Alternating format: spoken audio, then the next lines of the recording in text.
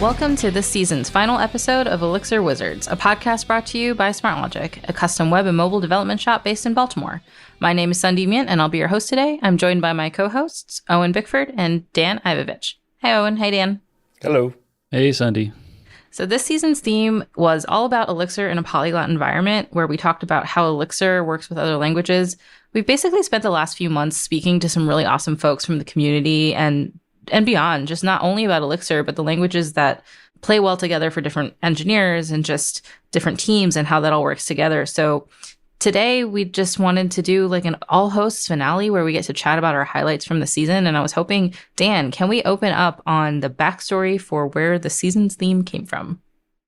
Sure. We spend a good amount of time, kind of brainstorming ideas for seasons and how we can reach new people and create content that's unique and interesting to the audience. And from my standpoint, having been at SmartLogic through transition, I joined right after transition to Rails and, was helping lead parts of the team when we moved to Elixir, and now as the director of engineering for a team that does some JavaScript, some Elixir, some Ruby, and a mixture of DevOps and various things. I was really kind of curious who else in the community sees themselves either influenced by or adapting to a mixture of languages in the work that they're doing. And I know from kind of the personal story for myself and some of the other SmartLogic employees when we moved to Elixir was, hey, now my Ruby looks really functional. I like it. And I was kind of curious if anyone else had stories like that. At least in the episodes that I was on, I didn't see a whole lot of that. I think what this also morphed into then was how differing experiences, differing team structures, differing collaboration mechanisms, Polyglot in the terms of API or actual language or message passing formats, how those all influence what we build, how we build it, and how we maybe try to contribute in the best possible way. It was interesting how we talked about programming languages, but we also talked about like spoken languages, written languages. So it was polyglot in a bunch of different contexts. Mm-hmm. Which has definitely come up in other seasons too. Really evolved. Yeah. And it reminds me, like, through this past season, we've also kind of seen different engineers from different perspectives. Dan, you've given a meetup talk, and Owen and I have gone to a conference. So we've, over the course of this season, have had some really interesting conversations. I'm curious, what conversations in this season for either of you were different than you expected them to be in any particular way? I think from my standpoint, just because I see myself and a large portion of the SmartLogic team having to kind of jump between Rails and Elixir and JavaScript and doing ops and maintenance. And maybe it is just because of the work we do, we're not on a product team. We are supporting multiple products. I expected to see a little bit more of that. And we talked to a lot of product teams where everyone does Elixir and we only hire for Elixir. Or if you don't know Elixir, we teach you Elixir. And that's awesome, because if that's what you want, it's great that is a thing. I truly find variety to be the spice of life, or at least in my programming, and appreciate the variety and how those things influence. And I think what was surprising to me then was, number one, that some places had really siloed so drastically in what they'll work in, but then how a mixed environment affected them in other ways through those things we touched on: communication, tooling, actual spoken language, those kinds of pieces, and seeing how an environment influences the strength of the code we're writing, kind of regardless of what about that environment is varied. The variety does seem to help in some way. Yeah, for sure. Owen, what about you? Yeah, I think the choice of how you design your architecture, it can determine the structure of your teams, but the structure of your teams can also impact the architecture. So they kind of play off each other. So some organizations are working with a small Elixir team within a larger Polyglot environment. Some organizations are like primarily Elixir with a couple of projects in Python or something else. So it's just kind of interesting to hear there's not like one or two ways to solve problems. There's maybe infinite or like dozens of ways at least to solve problems that are all tailored to different organizations. Yeah, and I really appreciated hearing that from multiple different people across the season, just about the right tool for the right problem is how they want to handle things. Maybe some people are, but no one's really married to a language or a prescripted method of doing a thing. Everyone needs to be as flexible as possible, and I really appreciated that. I've definitely seen at the various companies I've been at in the past where people really loved a thing or there was some really cool technology that everyone just really wanted to hop onto. They moved onto that train so fast, and then it turned out not to be the right move for that technology.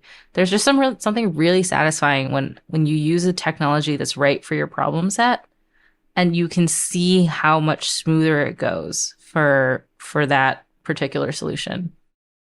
Yeah, and I think, yes, the right technology, the right tooling. Sometimes the right technology is not about the problem, but it's about the team or the way we're organized. So I think the right tool has a lot more input than just, or are we doing a lot of like statistical analysis? Like, that can very much drive a technology source. Right? But when we talk to a lot of companies that we're building APIs, we're building web pages, we're building web apps, we're building data processing, it's like, well, a lot of languages can do that. So what do you pick? And then you start optimizing for other things: happiness, productivity, scalability, maintenance. You also, I don't remember which episode it was, but there was like kind of like a conversation around with the way we're architecting things now and the way multiple tools can work together in ways they've never been able to work together before. You can carve out just a piece that needs to be a specific thing. We can go back to early episodes talking about Discord and their kind of famous usage of Rust and how that has evolved over time. And I don't know, I guess if you went back and you told fresh out of college Dan, hey, you're going to like see this mix of stuff, I wouldn't have believed it, right? Because it just seemed like communities were isolated, companies picked what they did, and there really wasn't a whole lot of room to kind of spread out from that kind of core. And I was happy to see how much throughout this season there's a place for a lot of things, which means that you can find a place where you can work in what you're happy to work in. Yeah, and I think the happiness piece was kind of fun. Like, we asked this question at most people this season, which was, what is your dream language combo? I think I asked that to Cassidy Williams during the episode where we were talking to the Cassidy from remote, and then we were also talking to Toby, the guy with the rabbits. That's how I think about this. And Cassidy just basically mentioned that her dream tech combo is just working with stuff she likes, stuff that she wants to work with. And I think in that regard, she's talking about her personal projects, which is nice. But that's sort of what that question was around, was like, if you have a dream combination language thing, what would that be? And that's nice, because some people, I definitely did this when I was learning a lot, was that I felt like I had to figure out what everyone else was doing versus what I wanted to do. I don't know. Owen, do you feel kind of vibe with that? Do I want everyone else to do things the same way as me? Is that what you're saying? I mean, of course, always. I don't think that was the question, Owen. What was the question again? do things the way you want to do. Also, hear what you want to hear. Yes, Sundi, I agree completely. Everyone should do things the Owen way. Do what makes you happy for your personal projects. Right. Yeah, so I'm definitely doing that with my personal project, living in Live View land. But yeah, so we kind of heard similar vibes from people about dream language combinations. I think there was a pattern of, Elixir and JavaScript if you're doing Phoenix stuff, especially with Live View. But also, I think there was multiple people who mentioned Rust and Elixir, maybe even Python and Elixir. So they're kind of outsourcing particular tasks that either don't currently work well within Elixir, or they just had the expertise in that language. And so that's what they reached out to. Any favorite episodes from this past season? Favorites. Not to name favorites, but to 100% name favorites. I will say the most fun episode was recording in person with you and Digit at Impex. That was an absolutely new experience for me, at least. Owen, was that different for you? New for you? I mean, I've recorded in-person podcasts. Yeah, I've never either. Dan, have you done any in-person recordings of any kind? No. You've probably done in-person interviews, but not this kind of interview.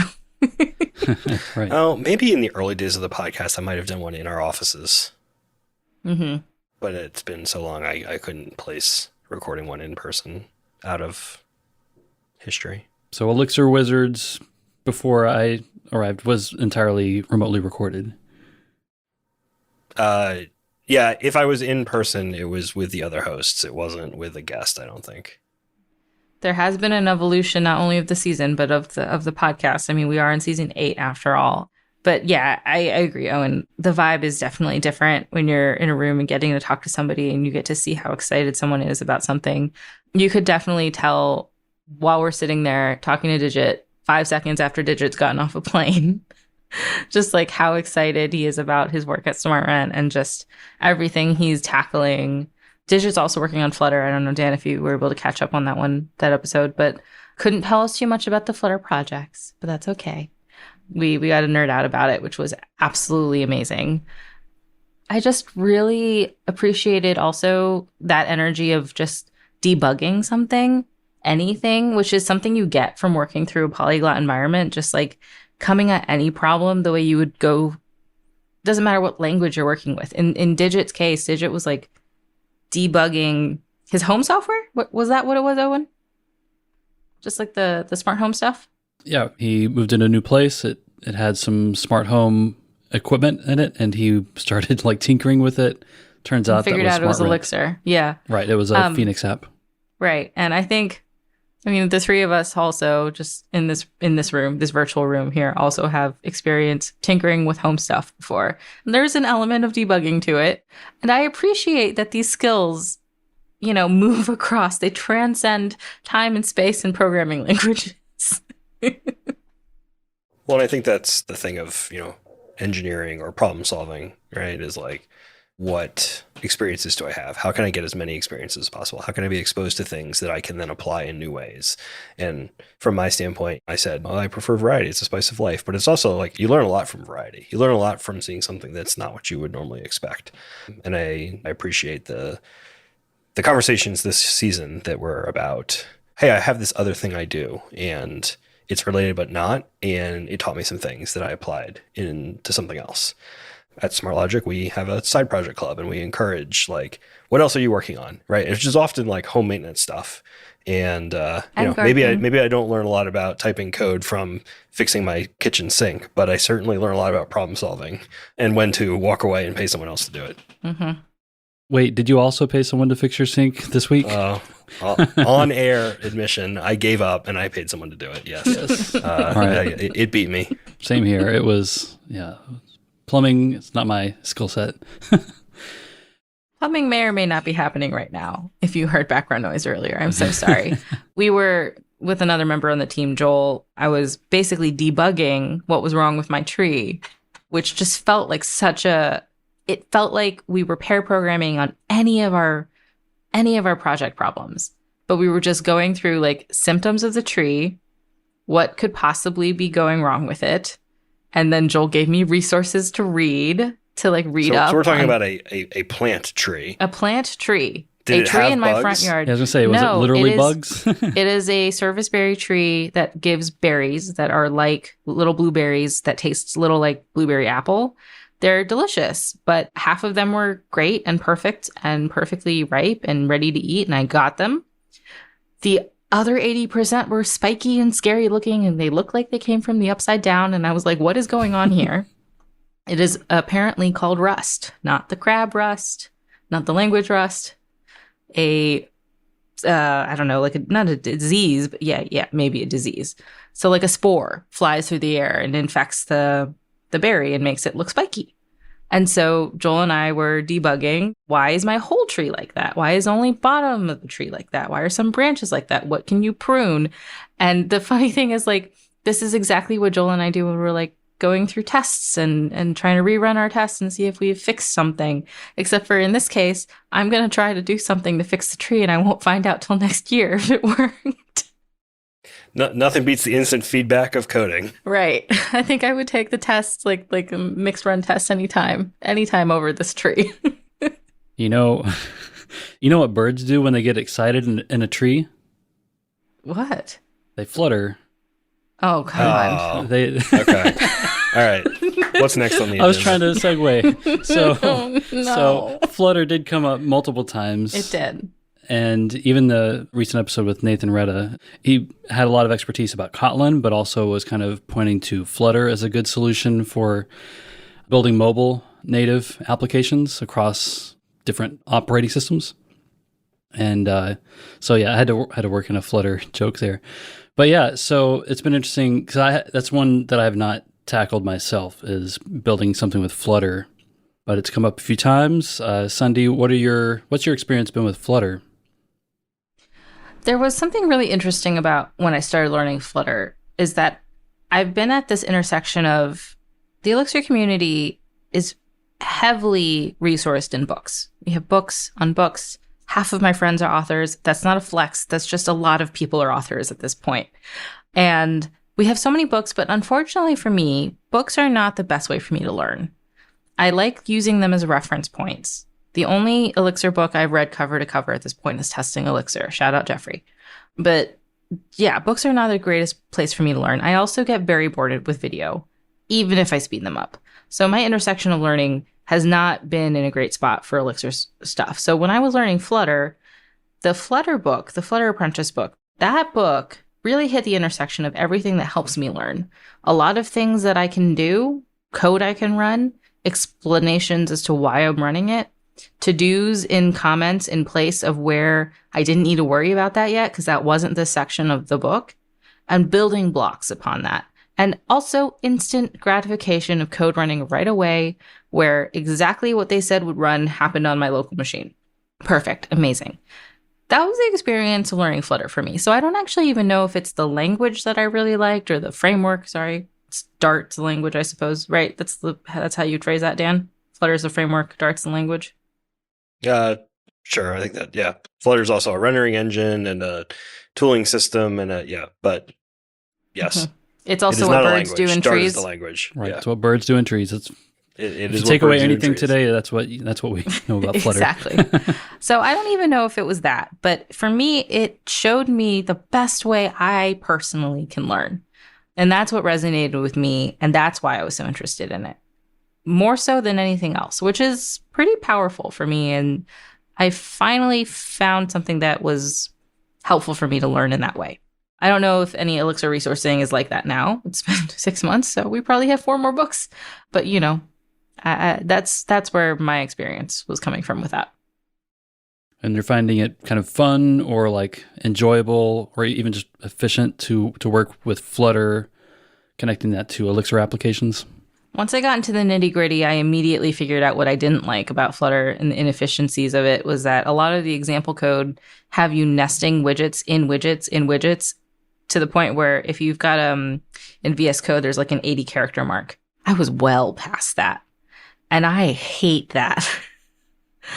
And that was how I knew I needed to start pulling my code into smaller widgets.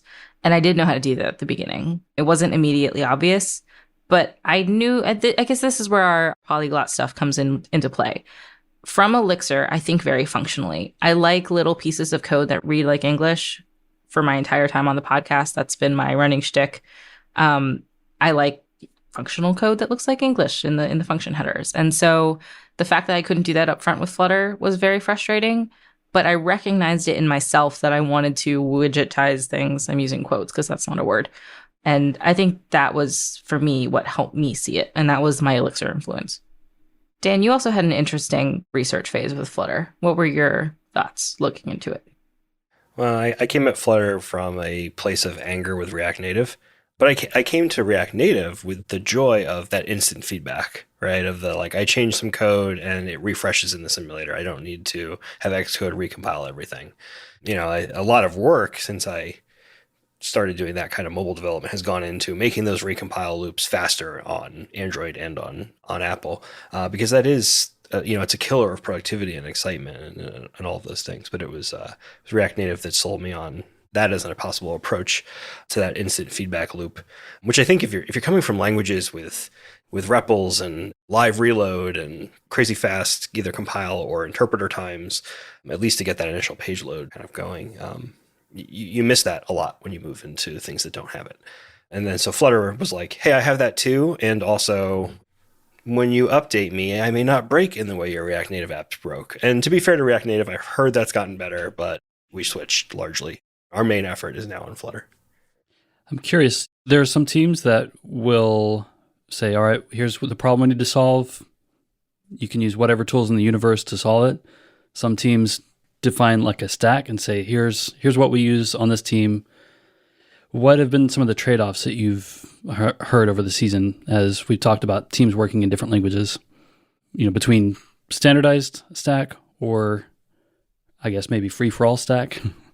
I would say, for at least from what I've heard, it's hard to compare, right? Because I think that some places are either one or the other, and the ones that are one, they don't see the trade-offs, right? They're just like, this is what we do and it works. And then the ones that do it the other way, they're like, this is what we do and it works. And they both think they're right. And I think they probably are both right. If your hiring processes are good and you're bringing in people for the team that you've got, using the tools they use or multiple tools or jumping between tools, like, great. We don't really hire for you can do multiple languages. We test for one, but we make it pretty clear we do a lot of things here, and that should be interesting to you. So I think maybe a lesson from this is teams and developers are self-selecting into the polyglot or non-polyglot environments they want to be in. I think from my standpoint, the diversity of opinion, knowledge, experience, problem solving from polyglot is valuable. Right? Just like the diversity from educational background or prior work experience or anything else that people can be diverse in brings valuable insight to the team to look at problems in ways that people who are all the same, whether that's through education or through the languages they use or the work experience they have, you can only look at problems based on what you've experienced. And so the polyglot, the vast experience, the diversity of team, I see that having power. You have to solve other problems in other ways because you don't have a uniform stack and you don't do the same thing the same way on every project or every code base. You have to find other ways to normalize. We are working on ways to have things deploy the same way, regardless of the language they're using, or have similarly structured readmes, regardless of what language they're using, or have at least like backlogs and project management that is exactly the same, regardless of what the implementation technology is. And so you pick, where are you polyglot? Like, we're not polyglot in process, but we are in language. And the diversity of background thing too reminded me of, Dan, we had a really interesting conversation with Jessica Kerr, Jestron from the internet, about was it the gaming languages as an art, or games agency as art was the book, and just like the gamification of software engineering. Mm-hmm. The gamification of teams, right? Yeah. Like what are the behaviors you reward, and how do your rewards drive behavior? Because it may not drive the behavior you want, depending on, how it can be manipulated, or, how someone may choose to optimize based on the reward structure. That was an interesting conversation, and that is something I very much need to revisit. Yeah. I mean, that was polyglot to the third extreme. It was like, this is a particular way that we think about language and a process, like gamification of anything, and applying it to something that you would never think of applying it to, which is, I think, what a lot of programming innovation comes from, is like, this one language is doing this thing. I think I had solved it in another language. I'd like to apply that method to this one. It felt like that almost. This could be a stretch. Please call me out if it's a stretch. But oh my gosh, that was where my brain went when we were talking to Jess about it. And I was just like, I need to read this book. I still haven't, but I need to read that book. Yeah, I think it's also been interesting, like looking at the list of guests for the season. There's a whole range of experience. So some people with decades, literally decades of experience, some with less than a year, or like just over a year. So we get a lot of, we see some patterns even with that diversity, but people coming from different backgrounds, people who've taken a pause or moved into more of a management role, and like bringing different perspectives with that different background. That's been really interesting to hear. Yeah, absolutely. I think it was crazy when we were talking to Catalina, and then she used to work in the mines. Yes. Like as a, what kind of engineer was that? A mine engineer? I don't know. No, it was not a chemical engineer, but a process engineer. That was what it was. Right. And she literally worked in mines. And then when I remember reading that conversation back in the transcript, and I was like, mine? Is that a typo? No. She did work in a mine. Yes, in fact, she did. And then Cassie Williams, who's like this amazing, like, I think of her as like a developer TikTok star because she makes these great, hilarious videos in the realm of dev, but to talk to her about just generally how working in a remote environment at Remote, the company, and just that experience of wanting to get to learn Elixir and that boot camp that Remote has for learning Elixir. It's just kind of really wild, the different people we've gotten to talk to this season. I'm not going to lie, though, Dan. When you first pitched Polyglot, in my head, I was like, yes, we can talk about Flutter. Yep, I knew that was bringing you joy throughout the entire season. But I have since moved back into Elixir Lando, and so, everything comes full circle. Hey, they're not mutually exclusive. We can do both. Yeah. It's just funny that we're now trying to recap it, and I'm like, I don't remember anything from Flutter World. For me, I have to make a mental shift. I think that everyone kind of approaches things differently, the way they kind of shift around with context switching. But for me, language shift is pretty much like not moving to a new city, but when you travel, you put most of your things in a suitcase and you live out of it. Like that's what I feel like I do with programming languages in my head. If I've moved from one to another, I have access to the other things. Like I could go to CVS and grab like the toothbrush I forgot or something. Like it feels like that. But I am basically picking up my little suitcase of knowledge and moving with it to another place and living out of it for a little bit until I've established. But then as soon as I move into another language, I do that again. And that's how I feel when I'm switching between languages. Maybe a weird analogy. Dan's got thoughtful face on. Well, and I think that kind of reaffirms the point around structuring your teams to fit the needs, right? And so it's like, well, like who do we have who can jump between? Who do we have that a week on one, a week on the other, months on one, months on another?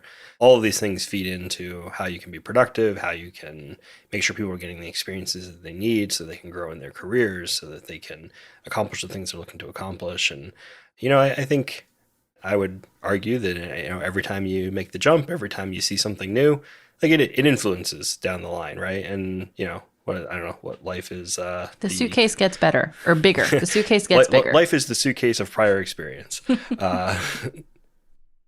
Were there interesting products or projects that we heard about throughout the season? The one that I found pretty interesting was related to work that I'm doing. So Nathan Wilson was talking about his project called Gems. It's like a global, like literally global music sequencer. So you can, collaborate with people across the globe, program a sequence of notes and kind of tinker with it just for entertainment. Was there something like that you found interesting, Sundi? Yeah. And I don't know about it from a technology standpoint, but I was really interested in it from a problem set, hearing Cassidy and Toby talk about this problem of every test for them is not, when you're writing tests that you've got a happy path, a bad path, and maybe a few edge cases for them because they're doing benefits integration, payroll integration with 100-something countries. And every country, every city, every state or whatever, they all have their own rules. There's no such thing as happy path, bad path, and edge cases. Every test is an edge case. And that just sounded so exhausting, but also like a very interesting challenge. And I very much wanted to nerd out with him about that, especially because I love testing. That was an interesting conversation for sure, for me. Maybe not necessarily the technology, but like the process of that. That was an interesting one. Dan, what about you? Yeah, nothing particular. The themes of the conversations are sticking out to me. No particular conversation, really. In one regard, this whole season was like reaffirming around optimize for the things that really matter, and language matters but doesn't always matter. It's not the be all end all. And then I think it was also maybe surprising how many companies are just like, it's this and only this, and this way or nothing else, and just interesting. Yeah, I think Miguel Coba had released his Deploying Elixir book right around the same time as the season started. So it seems like he's had some pretty good interest in that. So I'm saying everyone's written a book, even in our seasons.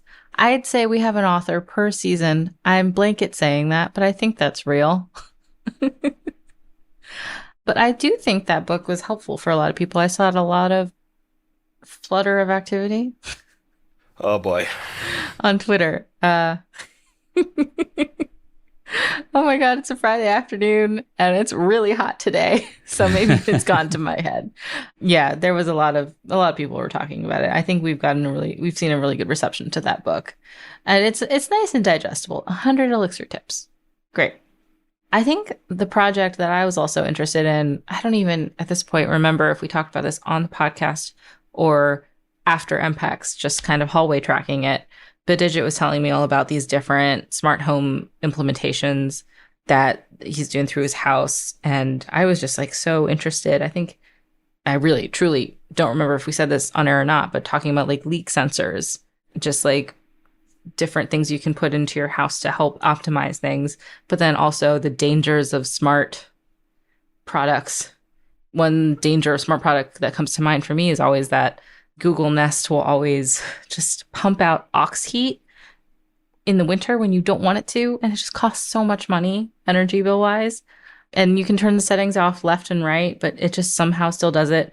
We talked about that a lot. It was a nice intersection of something that both of us were thinking about a lot of, which was like smart home optimization while also having just purchased homes and making improvements. It's a really fun intersection. So that was a project, quote unquote, that I thought was really cool to talk about. So, hey, Digit, if you're listening, shout out. I hope your plaster walls are going well for you. Oh, and we can't miss an opportunity to talk about burritos and macaroons and biscuits. Also from Digit's so conversation. Like famously, naming things is hard, but apparently if you use food, it's a lot easier. Mm-hmm. Right. Like, hey, taco, hey, cake, all of the good stuff. All food related. Amazing, amazing. Kubernetes is not a food, is it? No. Well, I'm sure. Forget that segue. I remember Carol was talking about, so one little kind of fragment I remember from that conversation was distinguishing between restarts in Kubernetes and OTP restarts, which it depends on if you're doing a stateful or stateless application. Yeah, so that was kind of an interesting digression in that episode as well. Oh, and another major takeaway from the Carrot episode was that Owen doesn't know the difference between Jigglypuff and Kirby. That one really stuck with me. Yeah. One has a curl. I texted that to all of my Pokemon friends, and they were so mad. Tell them to tweet at Dan Ivovich on Twitter. I mean, feel free. You're not going to get any response. Oh my God. I think I lived through that one for like 3 days. Just sitting there with the one has a curl response. I cannot. I do appreciate that we haven't overheard at Smart Logic channel where we get to rehash our episode. Just our fun moments. Very good time. Did you know, I was just working with Faker a little bit last night. Did you know there's a Pokemon Faker generator? So Pokemon is a popular generator. It's popular because it's a static thing. There's a certain number of them. They have stats usually. When you're looking for a data set, Pokemon is a pretty easy one to reach to. So Faker is a database generator? Is that what you're... It's just a data generator. So Gotcha. There's an Elixir package for Faker that will just generate whatever type of random data you want. So. Yeah. I remember one of my first projects at boot camp. I did a part-time boot camp with General Assembly, and we did some project, and I had used Pokemon.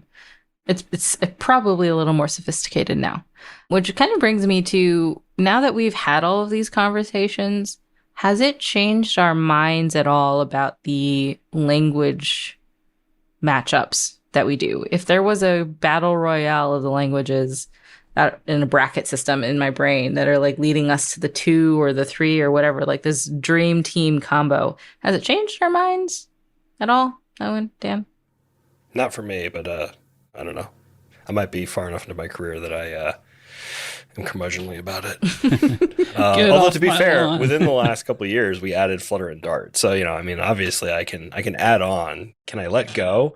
I've thought a lot about, now that I love Elixir the way I do I stop using Ruby? And it's like, no, there are still things like if I got to write a quick script, like I'm going to write it faster in Ruby, even after years of Elixir, tool for the job. Mm-hmm. And, sometimes all that means is how quickly can my fingers get it onto the screen. Yeah. Yeah, as a web developer, I can do everything that I've imagined doing so far in Elixir and Phoenix. And I can do things in this language, especially with Phoenix, that would be more difficult or maybe impossible in some other languages. So yeah, I'm super happy with Elixir and Phoenix, and I think that would naturally have to grow. Like I'd have to learn some more languages if I'm getting more into native code or building stuff for different platforms. But for the web, I'm perfectly happy writing 95% Elixir with a little bit of JavaScript and CSS, and of course HTML. So yeah, I don't think my opinion has changed if it comes to dream team combos. I think if anything, I have learned, I don't know that I can say my opinion changed because I don't know that I went in with any opinions to the season, but I think that what I've learned is that, yes, right tool for the right job, for the right team is very important to consider when you're looking at your tool set. And then for me, I've always known that when I'm learning any particular language, personally do better learning when I don't hop around. And so if I really, I remember when I was learning JavaScript, I was hesitant in taking jobs in other languages, or even at that point, different frameworks, because I knew that I was so heads down into one thing, it would be harder for me to come back up for air and then jump into something else and learn it really deeply at the time. I feel less so like that. I'm more of the opinion that knowledge is knowledge. But currently, I think I'd like to get really heads down into some more Elixir things that I just haven't experienced yet to understand them better. So I think being self-aware about that is helpful too. Yeah, and I think when you're learning your first language or two, you're learning really more concepts than language specifics. So, you're learning about all the different data types and functions and that kind of thing. If you're in an object-oriented land, then you're learning maybe some more complicated stuff. But yeah, I think once you've got those first two languages under your belt, it does make it a little bit easier to jump into another language or framework, even just to get a cursory knowledge, pretty quickly. I think that seems to be you get more velocity the more experience you have. Yeah. Couldn't have said it better. I think this is normally the place where we would ask a guest for any plugs. But since we are all smart logicians here, and I have never said that word out loud in the public, don't know how we feel about it. Dan doesn't like it. Since we're all from Smart Logic here, Dan, would you like to plug Smart Logic for us on our way out? Yeah, here at Smart Logic, we build custom web and mobile software. We work in Elixir, Rails, React, Flutter, and more. So if you need a piece of custom software built, hit us up.